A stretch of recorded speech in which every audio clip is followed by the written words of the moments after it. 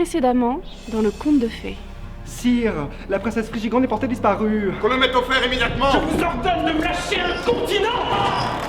Écoutez-moi, Caspier, votre procès aura lieu tantôt, et le seul moyen d'en réchapper est que la princesse réapparaisse.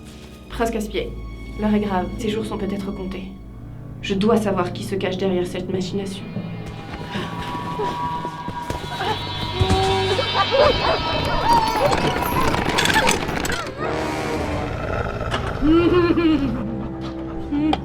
Qu'as-tu vu, Smaragda? Tes créatures. Je n'en ai jamais vu de telles. Qui sont-elles? Qui les a créées? Ce sont des créatures intouchables. Elles semblent aspirer toute vie. Qui les a convoquées? C'est... l'Encantinoir. L'Encantinoir? Il va étendre son ombre et plonger le royaume dans les ténèbres. Ça a déjà commencé.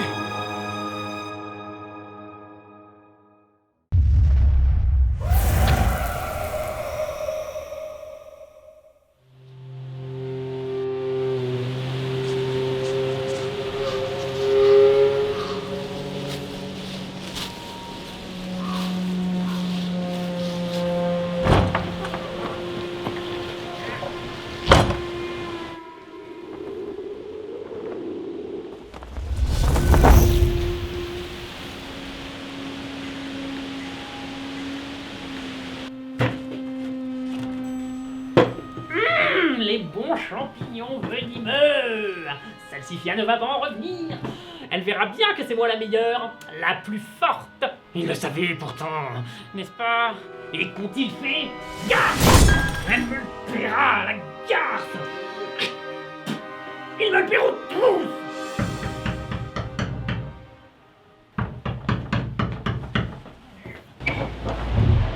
Calpurnia, mais qu'est-ce que tu viens faire ici? Eh bien, tu ne m'invites pas à entrer? Fais pas attention aux désordres, Calpurnia, j'ai pas fait de ménage. C'est le moins que l'on puisse dire.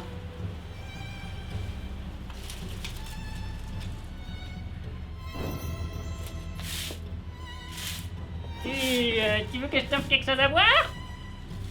Certainement pas.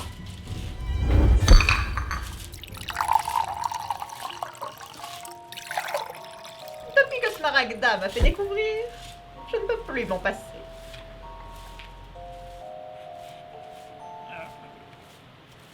Goûte, voyons. La perspective de prendre le thé avec toi n'est évidemment pas ce qui m'amène jusqu'ici. Je suis venue te confier une mission. Une mission? Absolument. Ta tâche sera de me renseigner sur les agissements de l'Encantinoir. Ce Vorladen dont nous a parlé Salsifia doit être pris très au sérieux. Son pouvoir pourrait être une menace pour le cercle des sorcières. C'est à coup sûr un extrémiste, un fasciste de la pire espèce. C'est pas faux. Si nous le laissons faire, il va répandre le chaos dans tout le royaume. Mais Calpurnia, le chaos, c'est pas bon ça pour nous autres sorcières? Ma pauvre Mandragora. Si c'était moi qui dirigeais notre cercle, tu n'en ferais plus partie depuis longtemps. Le chaos, c'est la fin du monde des hommes, celui-là même que nous voulons soumettre à notre volonté. Nous devons à tout prix arrêter l'Encantinoir. Et pour ce faire, il me faut comprendre ses faits et gestes. S'est-il manifesté ailleurs dans le royaume? Mais comment? Si tel est le cas, je suppute que le roi Gondebeau l'aura appris, d'une manière ou d'une autre. Tu vas te rendre au château de Grossmouteur. Quoi? Le château? Oui. J'ai besoin de savoir où Vorladen a frappé et quel peut bien être son plan. Salsifia te formera à l'art de la dissimulation pour te rendre auprès du roi. Le roi? Non! Jamais de la vie! J'aurais plus jamais. Une mission d'infiltration est une tâche élémentaire dans l'apprentissage d'une sorcière. Et tu veilleras à ne pas me décevoir une nouvelle fois.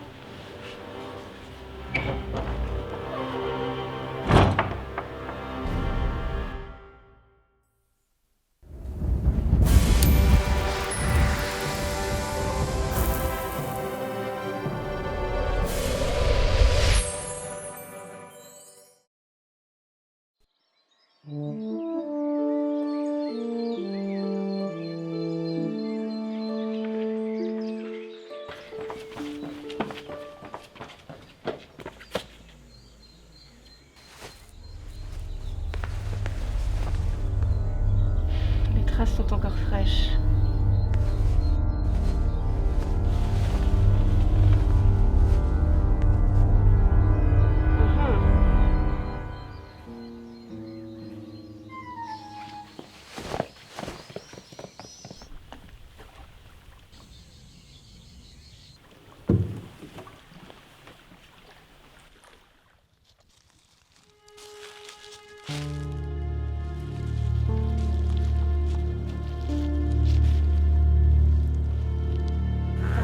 Lâchez-moi, vous me faites mal!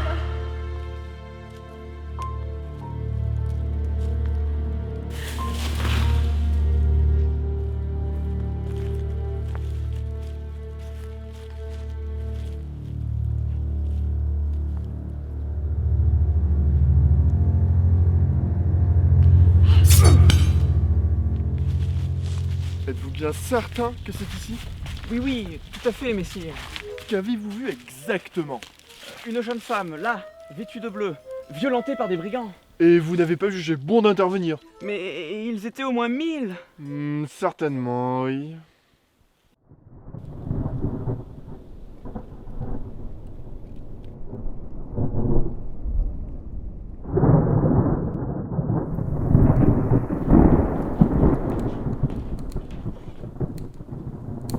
Ah, j'avais complètement oublié la réception des ambassadeurs du prince de Méranie la semaine prochaine.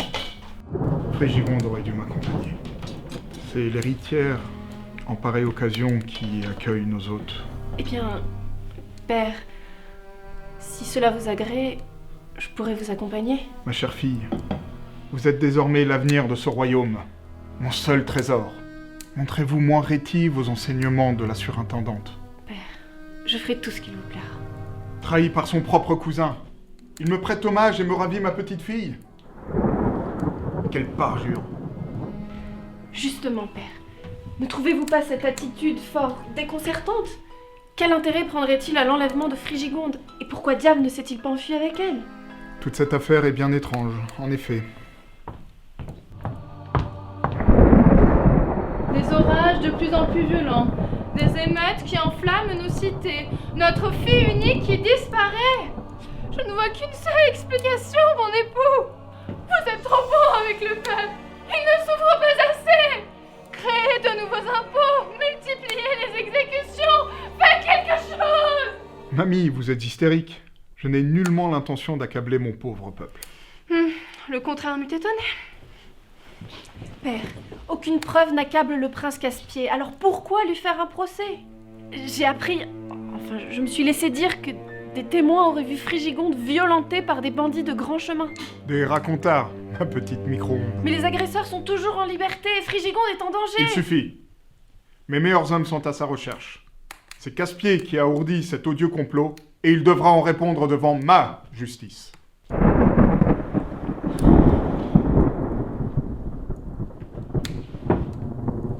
J'ai toujours dit qu'il avait un air malsain.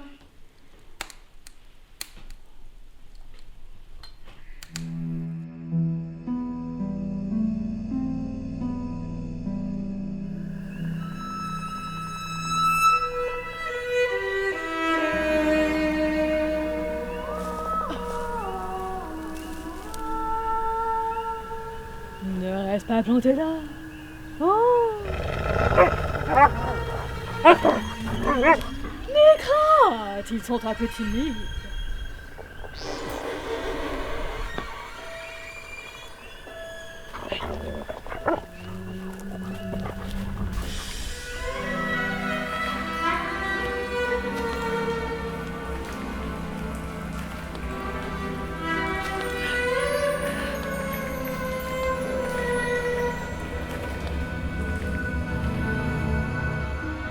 C'est plus grand à l'intérieur.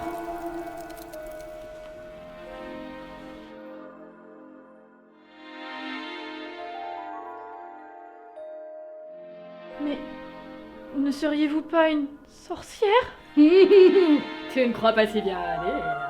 Tu te trouves chez la merveilleusement fantastique Sulfura. Je t'en prie, mets-toi à l'aise.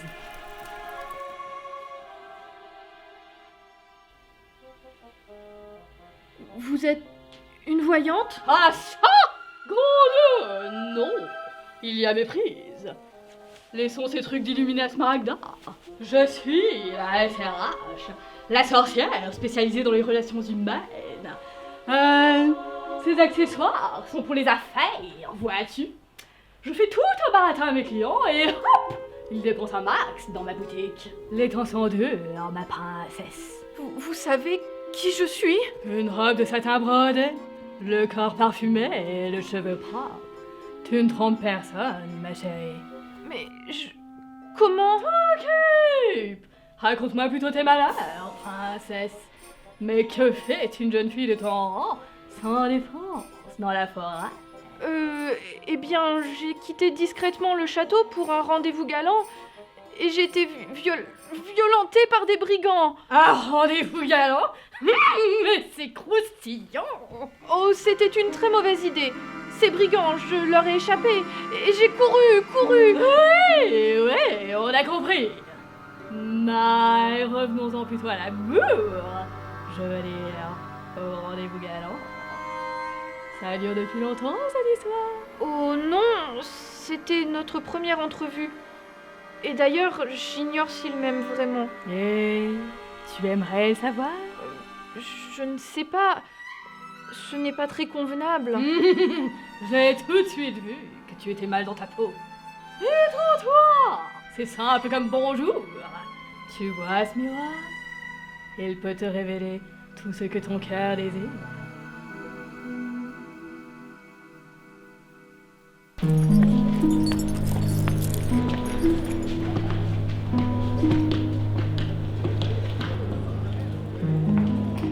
Casse-pied. Euphronie, ma chère cousine, quel réconfort de vous voir en ce jour funeste. Oh, comme vous avez dû souffrir dans les geôles du roi. Les souffrances physiques ne sont rien. Je suis innocent. Cette affaire sera bientôt réglée. Cher Caspier, je crains d'avoir été à l'origine de cette mise au fer. Comment pouvez-vous... Rassurez-vous, je vais réparer ma faute et vous disculper. Enfin, que savez-vous, Euphronie? Je pense que quelqu'un à la cour cherche à vous nuire et veut vous compromettre. Mais qui est cette mystérieuse personne? Tiens, que vois-je? De touchantes retrouvailles familiales. Le comte de Fée et la fille du comte d'Éridin. Une cousinade en perspective? Salutations, messire l'arçonneur, si j'en crois la hure de sanglier brodée sur votre cape. Finement observé. Je vois que notre seigneur provincial se fait à la vie de la capitale. Enfin, se faisait. Rassurez-vous, la captivité ne vous sied pas si mal. Quelle fière allure. Vos propos amicaux me vont droit au cœur, mais je n'entends point rester au fer trop longtemps. Ne soyez pas pressé, cher ami. Votre procès ne fait que débuter. Ah! Le spectacle va bientôt commencer. Venez, mademoiselle d'Éridin. Nous allons rater les meilleures places.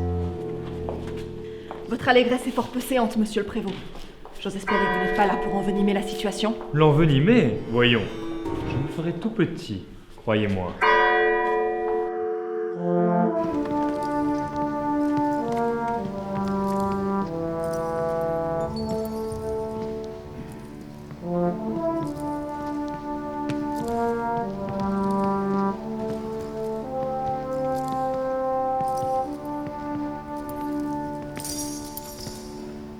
Sire, gentes dames, damoiseaux, les faits cités aujourd'hui relèvent du droit féodal.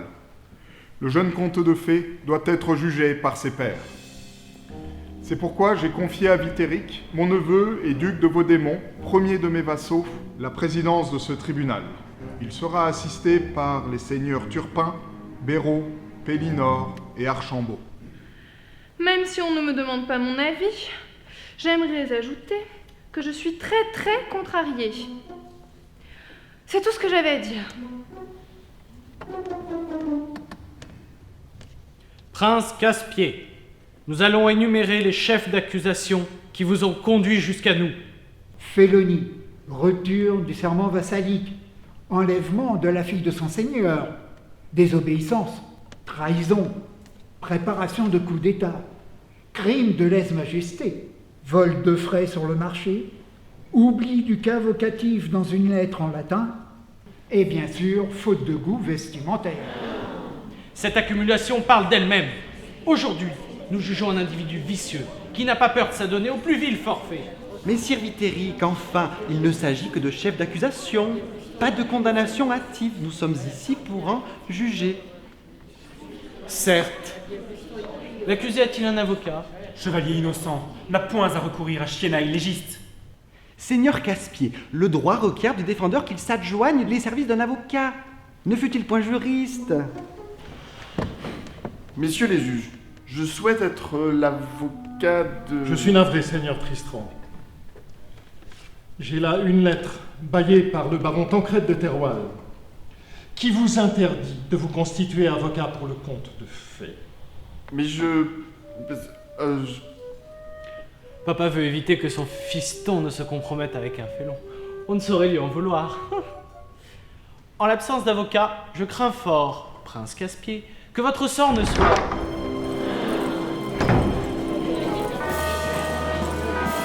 Mais qui êtes-vous donc? Est-ce un attentat? Je suis Aguerrand des Avoirs, vassal du comte de Fay, envoyé par la comtesse Hélène pour défendre le bon droit de son fils. Le prince Caspier aura un avocat.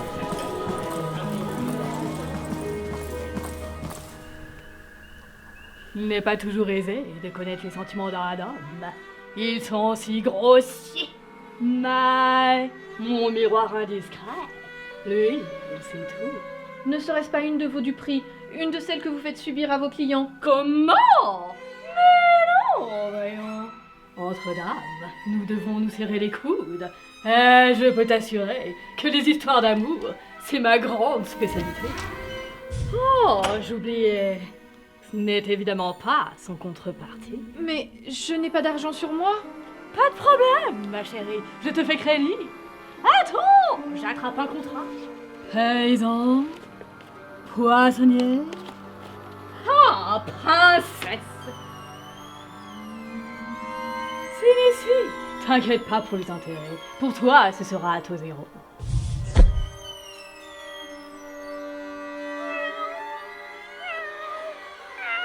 Pu, salope! Tu vends ton âme au démon! Dégage, sale bête! Ce n'était peut-être pas une bonne idée. Non! Il dit n'importe quoi! C'est le chat de Galpurnia. Elle l'envoie pour m'espionner. Moi, je ne veux que t'aider. Ça doit être dur pour une princesse, tous ces prétendants. Ça fait combien de temps que tu cherches ton prince?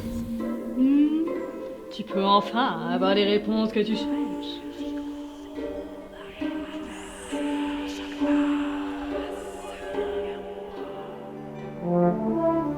Pour commencer, je tiens à informer la cour que mon client souhaite plaider non coupable. Tu plaides bien non coupable?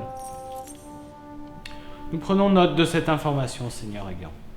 Nous allons maintenant appeler les témoins à charge. Attendez, où est donc l'avocat du roi? Nous représentons l'autorité du souverain. Ah oui, d'accord. Vous êtes jugé parti, en somme. Non, mais de quoi je me mêle? Nous appelons le premier témoin, Gaston Larsonneur, le prévôt d'Arabriand. Comme il était de mon devoir de surveiller les allées et venues à la cour, mes soupçons se sont portés sur le prince Caspier. Et qu'est-ce qui peut bien nourrir de tes soupçons? Son intérêt pour la princesse ne faisait aucun doute depuis le début. Et des échanges de serviteurs avaient lieu entre la tour des princesses et les appartements des seigneurs Caspier et Tristram. La fouille des affaires du prince, après son arrestation, a révélé ses agissements au grand jour. Nous avons là les pièces à conviction. Ma tendre Frigigonde, je me languis de vous, ma seule amour que tant désire, mon réconfort, mon doux pensée. Et ma cousine de répondre.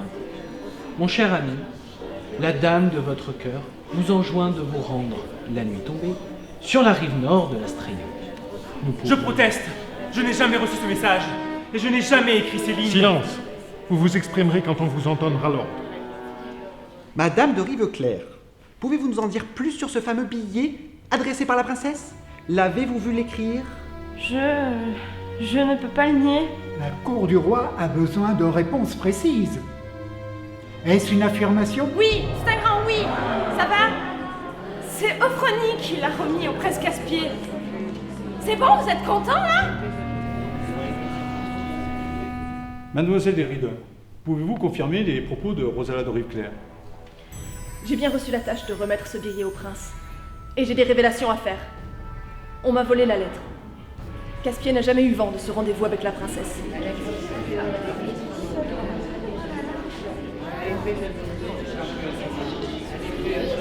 Et qui vous l'a volé? Il s'agit de...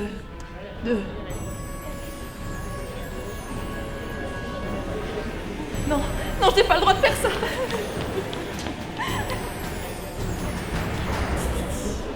Un témoignage qui n'est pas achevé ne peut être porté au dossier.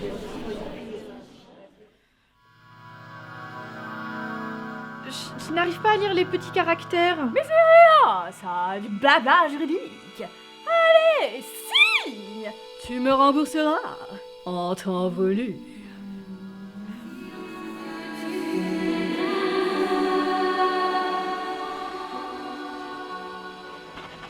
Magnifique. Bien. Place-toi devant le miroir.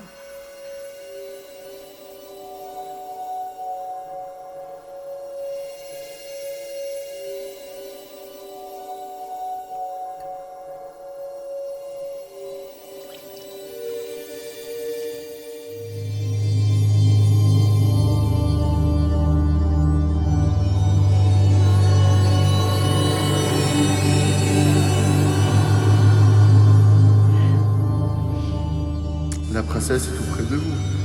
Profitez-en pour lui faire la cour. Voyons, Tristran, croyez-vous que je fasse grand cas d'une vieille mégère? Les plaisirs de la plus aimable des cours s'offrent à nous. Vous ne songez point à la princesse Frigigonde. Elle était hideuse, et surtout, elle puait des pieds. Pour sûr, elle ferait un méchant parti pour notre prince du Nord. Plutôt mourir que d'épouser un si vilain laidron. Oh, je suis désolée, ma chérie. Le cœur d'un homme a ses raisons qui... Non, c'est impossible. Il était pourtant si... Ce prince n'est peut-être pas aussi charmant qu'il n'y paraît.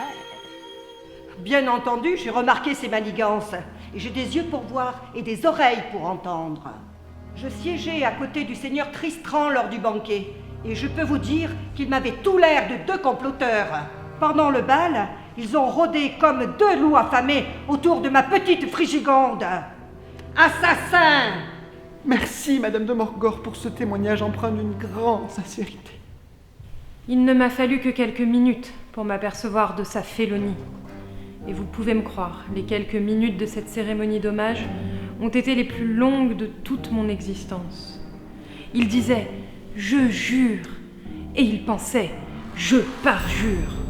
Êtes-vous bien Bléchie de Brichmer, épouse de Vitéric de Vaudémont et fille de Béraud de Brichmer, tous deux juges de ce procès pour lequel vous témoignez? Je ne vois pas le rapport. Je suis outrée, scandalisée. Ce prince paysan a bien failli me violer au cours du bal. Mensonge! Comment osez-vous? Silence! Vous avez un talent pour la tragédie, mademoiselle de Trébuquet, fille du chancelier Turpin, juge de ce procès. Non mais je préfère que tout le monde comprenne bien ce qui se passe ici. Je n'aime pas beaucoup vos insinuations, sire Désarroi. Un vassal tout crotté qui sert d'avocat à un barbare du Nord, c'est plus que je ne peux supporter. Chère demoiselle, avec tout le respect que je dois à un témoin manœuvré par le pouvoir, je plains votre futur époux. Vous allez trop loin, seigneur Aguerron. Injurier un témoin peut vous coûter très cher. Personne suivante? Oui, eh bien, je tenais à témoigner à mon tour. Ma tante, voyons, vous ne pouvez être auditionné comme témoin. J'en étais sûre.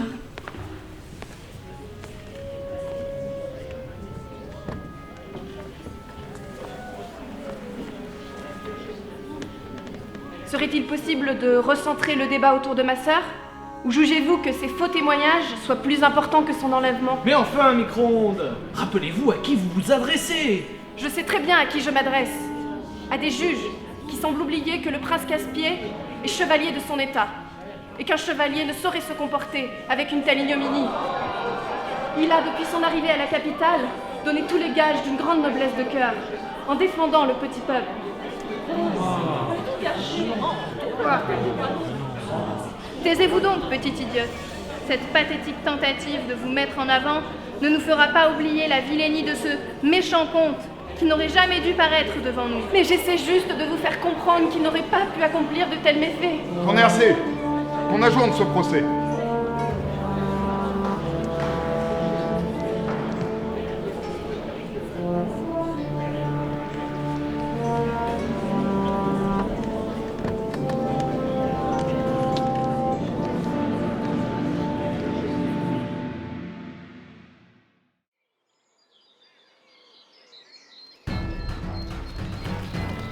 Allez, on est arrivé. Ouais, ça va pas se faire comme ça. Moi, je vous le dis. Je vais vous entendre. Tu vas me laisser passer pour que vous êtes imbéciles.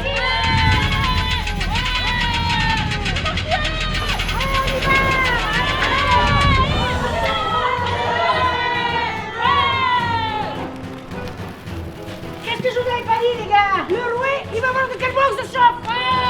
Le roi ne va rien voir du tout. Mais que venez-vous faire ici? Nous n'attendons la livraison du bétail et des œufs que demain matin. On n'est pas venu pour ça. Moi, c'est Yvonne Loucabré, noble paysanne de Cloquignon, mon beau sire.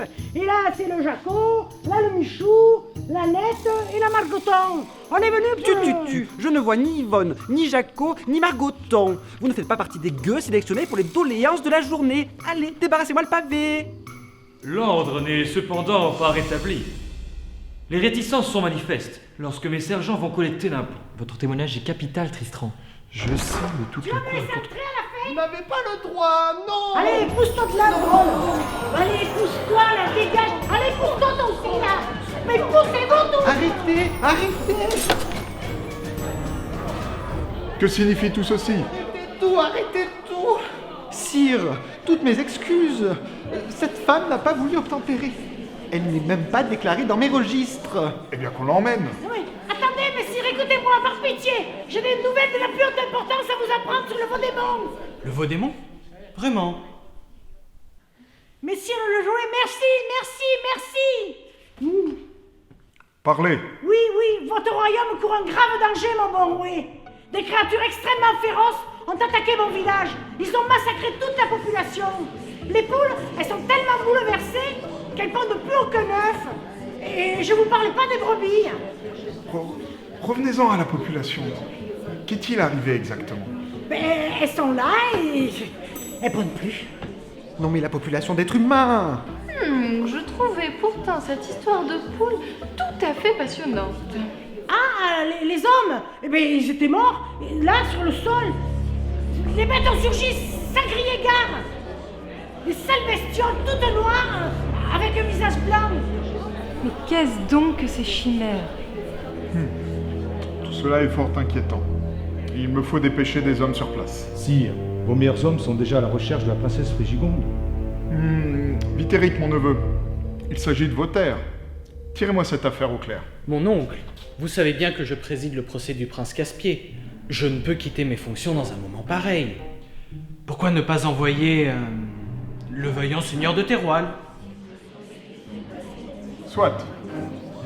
Où est le seigneur Tristran? Ah, messire Tristran, vous êtes l'homme de la situation. Je vous baille cette mission. Vous accompagnerez mon épouse Bléchilde jusqu'au château ducal. Elle représentera mon autorité durant ce voyage. Votre Majesté, Monseigneur, c'est un honneur, mais je devais moi-même témoigner au procès de Caspier demain. J'ai des éclaircissements à apporter. Le duc a raison, messire Tristran. Vous êtes l'homme qu'il nous faut pour cette tâche périlleuse. Mais non, Qu'il en soit ainsi.